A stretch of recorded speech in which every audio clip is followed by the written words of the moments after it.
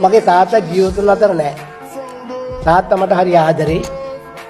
තාත්තා කොහේ හරි ඉඳගෙන මේක දැක්කලා තාත්තා ගොඩක් සන්තෝෂ වෙයි. දවසක් මම අවුරුදු 20කට ඉස්සෙල්ලා සිනමා වලට ඇවිල්ලා හාස්‍ය රංගන ශිල්පීන් අගය නොකිරීම ගැන මම තාත්තත් එක්ක කිව්වා. කියලා පොඩක් කනස්සල්ලිනකොට තාත්තා පොතක් ගෙනාවා.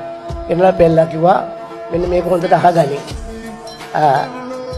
පොත පෙන්නලා කිව්වා මේක 1611 විලියම් ෂේක්ස්පියර් විසින් ලියන ලද කිං ලියර් කියන පොතේ කෑල්ලක්. මේක හොඳට ඔළුවට ගන්න කිව්වා. මම හිතුවා ඒක කොච්චර සර්වකාලීනද කියලා. ඒක මට ඉංග්‍රීසියෙන් කටපාඩම් ඒක දැක් කියන්නේ නැහැ. නමුත් මම සිංහලෙන් ඒකේ අදහස කියනවා. වැරහැලි ඇඳගත් කල සුළු වැරදි පවා පෙනේ. සල්ලු පිළි ආභරණ වලින් සැරසුණු කල සියල්ල වැසේ.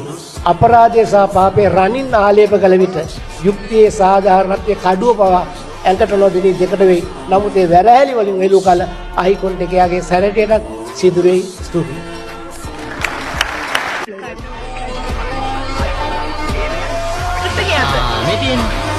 itu dia kamera ini kan mama bawa dia aku tanya tinggi dong dia kan udah dong